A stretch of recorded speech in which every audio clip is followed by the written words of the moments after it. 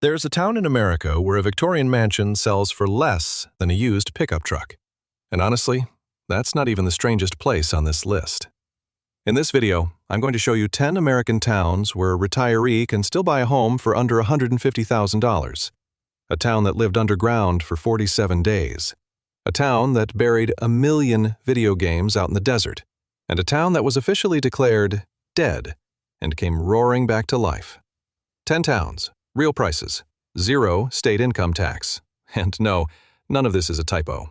I checked twice. See, most people planning retirement got handed the same short list. Florida, Arizona, maybe the Carolinas if somebody in the family did it first. And they all just assume a house costs $300,000 now, and that's the world and nothing to be done. So they never look any further, and they drive right past entire towns where you can still buy a real home with a yard, in a place with a hospital for under $150,000. Real towns with lakes and history that reads like a movie script, in states where they don't touch your pension because there's no state income tax at all. So why is nobody talking about these? Because they don't photograph like a brochure, and because the people who already moved there are in no hurry to share. So here are 10 towns across America where a retiree on a fixed income can still own a home outright and live better than the people who supposedly did everything right, and the further down this list we go, the better the numbers get, and the stranger the stories get. Number 1 died 50 years ago, and people now wait years to move in. Subscribe. We show you the America that actually exists, not the version the realtors put on the billboard. Let's go. Number 10. Paris, Tennessee. Yes, there's a 65-foot Eiffel Tower replica in town, and that's the joke everyone makes, and then they move on. But they're missing the actual reason this place matters to somebody counting every dollar. Tennessee has no state income tax. None. So your Social Security, your pension, your 401k withdrawals, the state takes nothing. And for a retiree, that's $3,000 or $4,000 a year that just stays in your pocket every year for the rest of your life. Median home here runs around $140,000, 10,000 people. And Kentucky Lake, one of the biggest man-made lakes in the country at 160,000 acres of water, is 15 minutes out the door. And people drive across 3 states to fish for bass here, while the locals just go on a Wednesday. And here's the detail that tells you what kind of town this is. Every April, this place of 10,000 people throws something called the world's biggest fish fry. They've been doing it over 70 years, tens of thousands of visitors, 5 tons of catfish. And a town this size shouldn't be able to pull that off, but Paris does it every single year, and then goes right back to being quiet. Honest downside? The nearest big city hospital is in Jackson, about an hour away. There's care in town, but for anything serious, that drive is a real number, so factor it in. Now remember that mansion, cheaper than a pickup? It's next, and the town it's in gave America one of the most famous photographers in its history. Number 9. Fort Scott, Kansas. Alright, this one's going to sound made up. There are restored Victorian homes in Fort Scott with full porches and original woodwork and stained glass, the whole thing, selling in the low hundreds and some under $100,000, which is a down payment in Denver. And there's a reason these mansions even exist. Back in the 1880s, this was a railroad boom town, fighting Kansas City for the title of biggest rail hub in the region, and railroad money built entire streets of Victorian showpieces. Then, the boom moved on, and the town stopped growing, and the mansions just stayed, frozen, waiting for prices like these. 8,000 people, median home around $120,000, cost of living about 20% below the national average.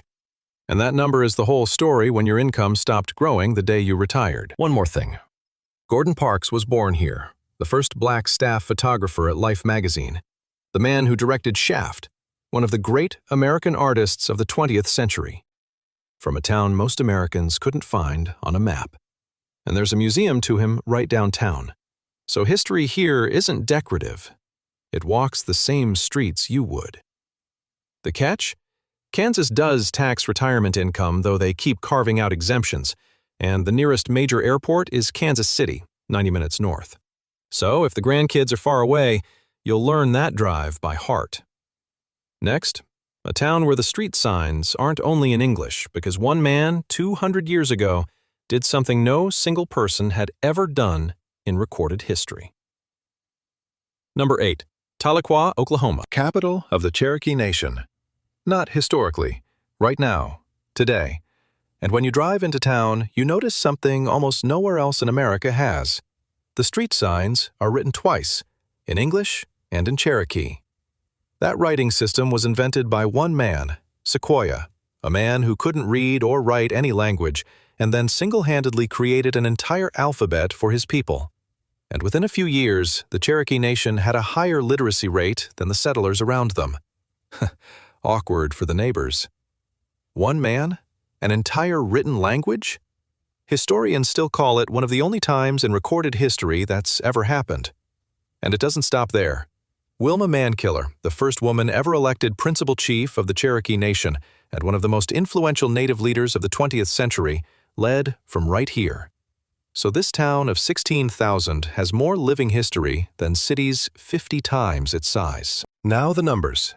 Median home around $140,000, and Oklahoma has some of the lowest property taxes in the entire country, a few $100s a year on a modest home. Not the 5,000 and 6,000 people are bleeding in the Northeast, and that difference alone can fund a whole month of living. The Illinois River runs right past town, with float trips and clear water, some of the best in the state, and Northeastern State University keeps the place young and open, so there's a pulse here, not just a fading Main Street. Downside, you're 90 minutes from Tulsa for anything major.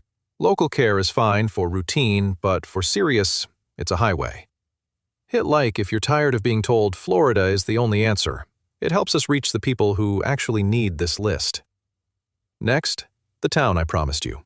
47 days underground and an 80-year grudge.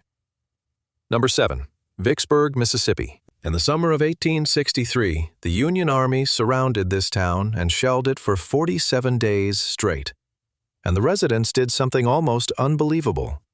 They dug caves into the hillsides, whole networks of underground rooms with furniture and carpets and even pianos. Yes, the pianos came too. And they lived down there, under the ground, while the city above them burned. Vicksburg surrendered on July 4th, Independence Day, and for almost 80 years afterward, this town refused to celebrate the 4th of July. No fireworks, no parades. 80 years of silence. And you don't have to love that story, but you have to admit a town that stubborn doesn't fade easily. Today, that history is the backdrop for one of the most undervalued real estate markets in America. Median home around $120,000. Antebellum homes overlooking the Mississippi River for prices that genuinely look like a typo. 21,000 people, cost of living roughly 15% under the national average. And Mississippi is by most measures the most affordable state in the country. And it exempts most retirement income from taxes on top of it. The military park is enormous and walkable and free for residents. 1,600 monuments scattered across rolling green hills, so imagine that being your morning walk. The honest part, Mississippi ranks low on healthcare access and summers are hot and genuinely humid. This is a place you trade comfort for cost. And for some people that math works beautifully, and for some, it doesn't. So be honest with yourself. Okay, stop for a second because I need to flag something. Everything so far has been about saving money, practical spreadsheet stuff, good towns and good numbers. But what comes next is a different category. These are towns where people don't just retire cheap, they retire well. A town where gangsters declared a truce. A town that sold houses to strangers for $1. A town that buried 1 million video games in the desert and lied about it for 30 years. The numbers stay low, but the stories get strange. Number 6. Hot Springs, Arkansas. There's an actual national park inside the city limits, not near it, inside it. Hot Springs National Park, the oldest federally protected land in America.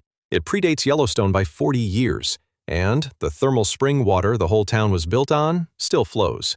You can fill a jug from public fountains downtown for free. But here's the part nobody puts on the postcards.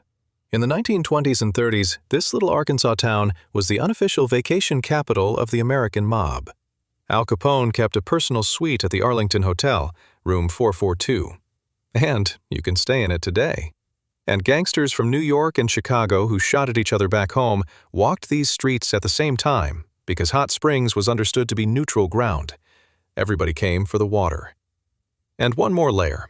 Before spring training existed as we know it, baseball teams came here to boil out the winter. Babe Ruth trained in Hot Springs. The town claims the whole idea was born here. Now the numbers. 38,000 people. Median home around 150,000, right at our ceiling and worth every dollar. Arkansas exempts a good chunk of retirement income, and property taxes are low. Lakes everywhere with retirees on the water by 9 in the morning. And, serious, there's a real hospital in town, which for this audience is half the decision right there. The catch: it's a tourist town, so summer weekends get busy, and some prices reflect that. But you're not visiting. You live past the crowds. Next, a town that got so desperate it started selling houses for $1, and the gamble worked. Number 5. Paducah, Kentucky. In the early 2000s, Paducah had a problem every small river town knows. A historic neighborhood called Lower Town, full of beautiful old houses rotting empty. So the city tried something that sounded insane. They offered the houses to artists, some for a few $1,000s. Some for $1? $1! The deal being, move here, fix it up, make your art, stay. And painters came, sculptors, quilters, photographers, from New York and California, people who'd done the math on what a studio costs in a real city. And 20 years later, Paducah is a UNESCO Creative City, a United Nations cultural designation in western Kentucky, one of only a handful in the entire United States. And the Dollar House Gamble built it. The town sits where the Tennessee and Ohio rivers meet. The flood wall along the water is covered in over 50 murals telling the whole history of the place, block after block, and people come just to walk it. There's the National Quilt Museum, which sounds quaint until you see it and realize it's genuinely world-class. And there's a regional medical center right in town, a real one. 27,000 people, median home around 130,000. Kentucky fully exempts a meaningful amount of retirement income, and the cost of living sits comfortably below the national line. Downside: winters here are gray and genuinely cold, and the nearest big airport is 2 hours, either Nashville or St. Louis. So if you fly often, that adds up. But picture this: 7 in the morning, coffee on a porch in the Arts District. Your house cost $128,000, paid in cash from what was left after selling the place up north. And the gallery 2 doors down opens at 10. And that's not a brochure. That's a Tuesday in Paducah. 4 left, and the next one was built by the federal government as an experiment on purpose, and it might be the only New Deal experiment still quietly working. Number 4. Crossville, Tennessee. In the depths of the Great Depression, the government tried something radical on this plateau called the Cumberland Homesteads. 250 stone farmhouses built from the local rock and handed to struggling families with one simple idea: land and a house and a fresh start. They called it the showplace of the New Deal. And those stone houses are still standing, and people still live in them, and you can drive past them today on the way to the grocery store. And the location the government picked back then is the exact reason retirees are quietly picking it now. Crossville sits up on the Cumberland Plateau about 2,000 feet up, which means the summers are noticeably milder than the rest of the South. And that elevation is the secret nobody puts in the headline. Today they call it the golf capital of Tennessee. 10 courses around a town of 12,000. Somebody there is clearly playing 2 at once. And there's a planned retirement community, Fairfield Glade, with golf and lakes and pools and homes still landing under our ceiling. Median around 145,000. And remember, Tennessee. No state income tax, your pension arrives whole. Real hospital in town, Nashville and Knoxville both about an hour and a half. Close enough for a major airport run and far enough for quiet. The honest downside? Because it is popular with retirees, the very cheapest deals go fast, and prices have crept up the last few years, so you have to actually look. But it's there. Next, Florida. Yes, Florida on an affordability list. Because there's one piece of Florida everybody forgot, with a racetrack born from a war and home prices from another decade. Number 3. Sebring, Florida. Stay with me, because this is the Florida nobody advertises. During World War II, the Army built an airfield here to train B-17 bomber crews. And when the war ended, the runways just sat there until 1950, when somebody looked at all that concrete and had an idea. And today, the 12 Hours of Sebring is one of the oldest, most famous endurance races on the planet. Drivers from Le Mans and Formula One come to this little inland town every March. So, for one weekend, Sebring is world famous. And the other 51 weekends, it goes quietly back to being a lake town. And that's the opportunity, because everyone fights over the coasts, while Sebring sits in the middle of the state on a chain of lakes built around a circular downtown they literally call the City on the Circle. Median home prices still land around $150,000, and no state income tax means your retirement income is completely untouched. And that combination in Florida is genuinely rare now. Lake Jackson is right there. There's a hospital and an established retiree population. And the warm winters everybody actually moves to Florida for, without the coastal price tag. The catch, and it's a real one, Florida home insurance has gotten expensive, and hurricane risk is genuine, and that's a cost you must build into the math before you fall in love with the price tag. Eyes open. 2 left, one buried 1 million video games in the desert and denied it for 30 years. The other one died. Number 2. Alamogordo, New Mexico. In September 1983, residents here noticed something strange. A convoy of semi-trucks rolling into the city landfill at night, guarded.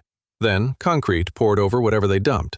And, the rumors said, Atari, the video game giant, had just buried hundreds of thousands of unsold ET cartridges in the desert. The worst video game ever made.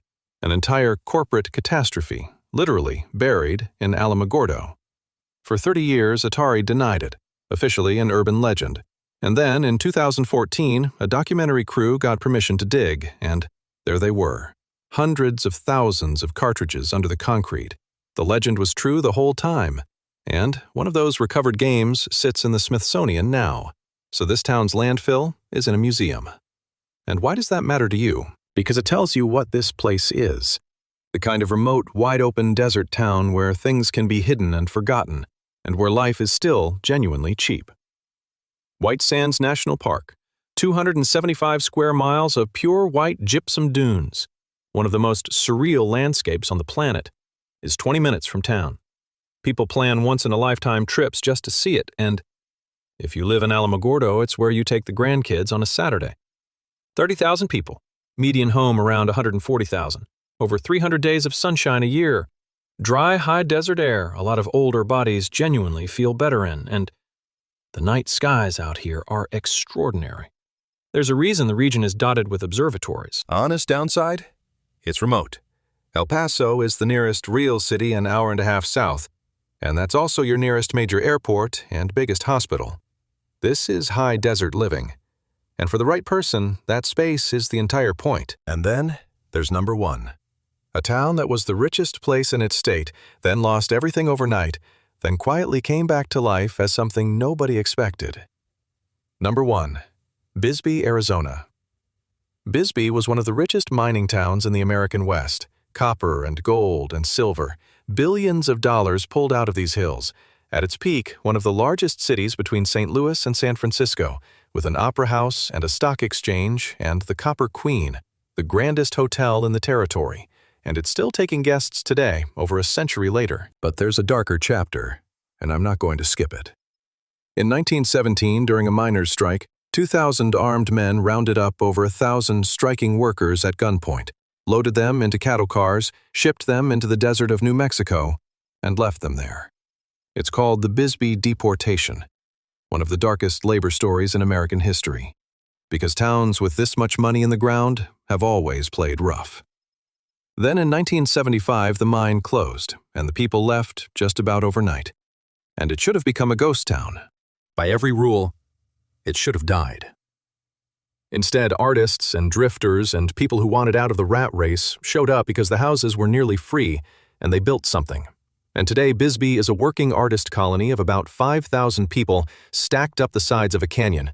Victorian houses clinging to hillsides, staircases instead of streets. So many staircases that every October the town holds a race up 1,000 of those steps called the Bisbee 1000. So, a town that should be dead holds a festival on its own stairs. Median home around 170, a little over our ceiling at the median. But real homes still trade under $150,000 if you actually look, and you came here to look. Arizona's property taxes are low, and a chunk of retirement income gets favorable treatment. And here's the part that seals it. Bisbee sits a mile high, almost 5,500 feet, which means while Phoenix is melting at 115 degrees, Bisbee is 15 to 20 degrees cooler? Affordable and mild, and in the desert Southwest. A combination that's supposed to be impossible. The honest trade? The nearest major hospital is in Tucson, about an hour and a half, and those steep staircase streets are not kind to bad knees. This town asks something of you physically, so know that going in. Bisbee is number one because it's the rare place where total collapse and a genuine thriving community live at the same address. The town died, a handful of people decided that verdict wasn't final, and they rebuilt it into somewhere people now wait years to move into. The ones who got there first, at the lowest prices, they're not advertising it. Now you know where to look. So, the mansion cheaper than a pickup, the dollar houses that built a UNESCO city, the town that came back from the dead. Drop a comment. Which one would you actually move to? Because next week, we're covering the towns that will literally pay you to move there. So subscribe so you don't miss it. This is the America that doesn't make the retirement brochures.